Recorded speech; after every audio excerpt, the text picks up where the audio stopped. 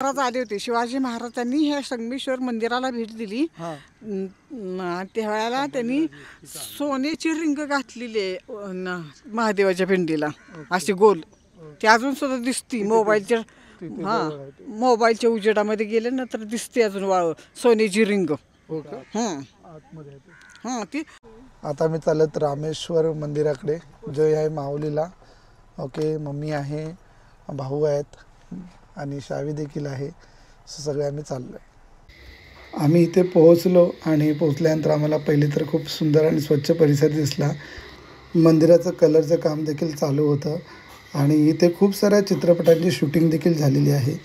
आणि सो आज आपण बघणार आहोत माहुलीमधील जे तीर्थक्षेत्र म्हणून ओळखलं जातं रामेश्वर मंदिर. नमस्कार मित्रांनो, आज मी आलेलो आहे साताऱ्यापासून 5 किलोमीटर दूर वरती असलेलं जे तीर्थक्षेत्र माऊली ह्या ठिकाणी मी आलो आहे. आणि तिथलं रामेश्वर जे मंदिर आहे त्या मंदिराच्या ठिकाणी मी आलो. सो तुम्ही बघू शकता हे रामेश्वर मंदिर हे रामाच्या काळातलं मंदिर असं ओळखलं जातं. आणि तुम्ही बघू शकता की बाजूला ही जी कृष्णा नदी आहे आणि वेण्णा नदी देखील अशी बाजूला त्यांचा संगम झालेला इकडे. सो अशा पद्धतीने हे क्षेत्र म्हणून ओळखलं जातं. खूप प्रख्यात क्षेत्र आहे हे. हा मोठा असा स्तंभ इथे तुम्हाला बघायला मिळेल. त्याच्यानंतर हा बाजूला एक सुंदर अशी नदी आहे, कृष्णा नदी. आणि कृष्णा नदीच्या पलीकडे संगम माऊली म्हणून आहे, ते देखील तुम्हाला बघायला मिळेल. आणि ही जी समाधी दिसते ही शाहू महाराजांची समाधी आहे इथे. ओके, आणि तुम्हाला समोर संगम माऊली दिसते इथून आणि त्याच्या समोरून संगम माऊलीच्या समोरून हे रामेश्वर मंदिर दिसतं तुम्हाला. सो अशा पद्धतीने आहे. तुम्हाला चला आपण दर्शन घेऊया ते जातं. ओके, इथं देखील एक पिंड आहे, तुळस आहे, जे रामाचं प्रतीक असं सांगितलं जातं.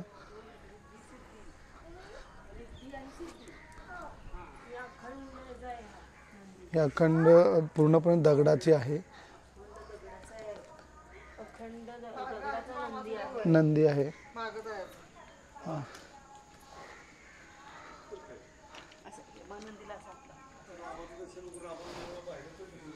आणि इथून तुम्हाला ती पिंड पूर्णपणे दिसते, रामेश्वर देवता प्रसन्न. आणि ही ती पिंड आहे, ती तुम्हाला लांबून दिसते.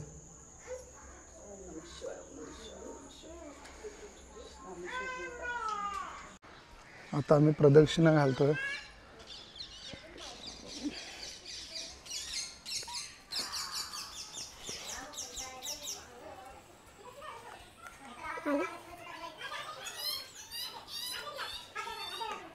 इथे राम पंचायतन प्रसन्न असं आहे.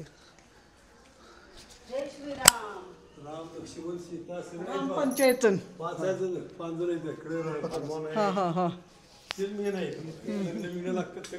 सगळे राम लक्ष्मण वगैरे सगळं आहे इथे बघू शकता.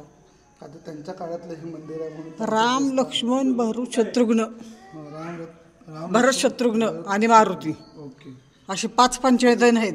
हे वर लिहिले बघ, वर लिहिले ब्रह्मदेव प्रसन्न. पुन्हा इथं महारुद्र हनुमान.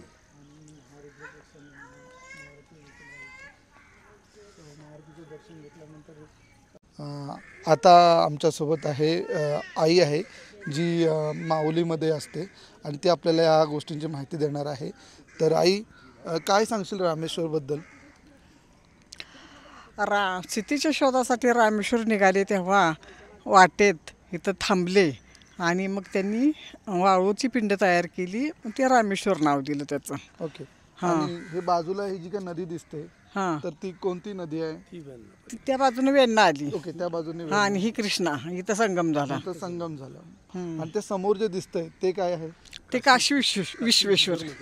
ओके, म्हणजे त्याला दक्षिण काशी असं बोललं जातं. हो हो. ओके, आणि ज्यावेळेस हे मंदिर आहे आतली जी पिंड आहे ती कशापासून बनवलेली आहे किंवा कसली आहे ती पिंड? वालुकामय, म्हणजे वाळूपासून बनवली. ओके, आणि हे किती वर्षापूर्वीचं मंदिर आहे रामेश्वर? तरी रामाच्या काळातलं? रामाचंच. आता राम इकडे आल्यानंतर रामाच्याच काळातलं ते. शिवानी बांधलं की पुन्हा असं काहीतरी बाजीराव, दुसरा बाजीराव, पळपुटा बाजीराव. ओके, पलीकडे घाट अर्धवट सोडून गेला पळून. ते ना असं बांधत ते नाही का दिसते का पुढे पाणी ह्या घाटावर येऊन देणार नाही पाणी म्हणून त्यानं पुढनं घाट सुरू केला. ओके ते पाणी इथं बघा पाणी येत नाही तसंच जातं पुढं. हे संगमेश्वर. ओके इथं शिवाजी महाराज आले होते. शिवाजी महाराजांनी ह्या संगमेश्वर मंदिराला भेट दिली. हां त्यावेळेला त्यांनी सोन्याची रिंग घातलेली आहे महादेवाच्या पिंडीला अशी गोल. ती अजून सुद्धा दिसती मोबाईलच्या मोबाईलच्या उजेडामध्ये गेले ना तर दिसते अजून सोन्याची रिंग. हो का आतमध्ये आहे ते. हां ती दोन्ही कृष्णावेणीच्या संगमावर आले म्हणल्यानंतर त्याला संगमेश्वर नाव पडलं. तर नमस्कार मित्रांनो, मी तुम्हाला सांगू इच्छितो की हे जे काही स्थान आहे हे रामाच्या काळातलं आहे, पण त्याच्यानंतर शिवाजी महाराजांच्या काळामध्ये शिवाजी महाराज स्वतः इथे आलेले आहेत ह्या संगमावरती. आणि हे स्थान हे फक्त स्थान नव्हे तर ह्याला दक्षिण काशी असं बोललं जातं. आणि त्याच्यामध्ये सगळ्यात महत्त्वाची गोष्ट म्हणजे जी जास्त भाव करते आपल्याला ते म्हणजे ही जी कृष्णा नदी आहे आणि सोबतच वेण्णा नदी ह्यांचं जे संगम आहे या संगमावरती असलेले हे दोन स्थान हे खरंच अप्रतिम आहेत. तुम्ही जर सातारामध्ये येत असाल तर नक्कीच तुम्ही इथे या आणि ह्या तीर्थक्षेत्रांना नक्कीच व्हिजिट द्या. तुम्हाला हा जर व्हिडिओ आवडत असेल तर लाईक करा, शेअर करा, सबस्क्राईब देखील करा. थँक्यू.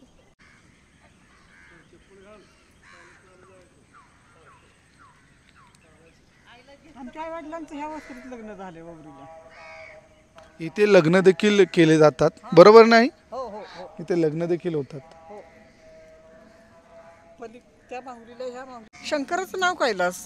ओके, म्हणून तिला कैलास. कैलासवासी आपण म्हणतो ना, कैलासवासी झालं हां, म्हणजे अंतिम विधी ह्या स्मशानभूमीत होतात. अंतिम विधी. ओके, म्हणजे इथे अंतिम विधी जे हे जे दिसते तुम्हाला तिथे हे अंतिम विधी केले जातात. स्मशानभूमी म्हणून असं ओळखलं जातं.